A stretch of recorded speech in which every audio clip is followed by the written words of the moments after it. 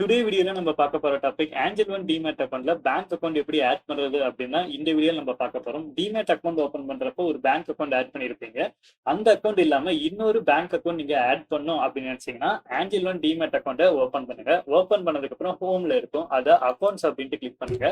இதுல கீழே ஸ்லைட் பண்ணிட்டே வந்தோம் அப்படின்னா இந்த இடத்துல ப்ரொஃபைல் அப்படின்ட்டு இருக்கும். ப்ரொஃபைல நீங்க கிளிக் பண்ணதுக்கு அப்புறம் கீழே ஸ்லைட் பண்ணிட்டு வந்தீங்க அப்படின்னா இந்த இடத்துல பேங்க் டீடைல்ஸ் அப்படின்ட்டு இருக்கும். கீழே இந்த பிளஸ் சிம்பிளை கிளிக் பண்ணுங்க. கிளிக் பண்ணோம் அப்படின்னா நெக்ஸ்ட் டேப் உங்களுக்கு ஓப்பன் ஆகும். இந்த பேஜ் வந்ததுக்கு அப்புறம் இந்த பேஜ்ல இந்த இடத்துல ஆரோ மார்க்கை கிளிக் பண்ணுங்க. ஆரோ மார்க்கை கிளிக் பண்ணதுக்கு அப்புறம் உங்க பேங்க் அக்கௌண்ட் நம்பரோட ஐஎஃப்சி என்டர் பண்ணீங்க அப்படின்னா இந்த bank name, branch name, MICR code இது எல்லாமே ஆட்டோமேட்டிக்கா ஃபில் ஆயிடும். இந்த இடத்துல உங்களோட ஐஎஃப்சி கோடை என்டர் பண்ணுங்க.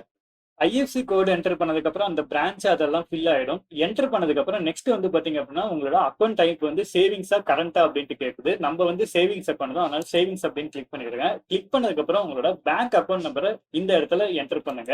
அக்கௌண்ட் நம்பர் என்டர் பண்ணதுக்கு அப்புறம் சப்மிட் அப்படின்ட்டு கிளிக் பண்ணுங்க. கிளிக் பண்ணதுக்கு அப்புறம் கண்டினியூ அப்படின்ட்டு கிளிக் பண்ணுங்க.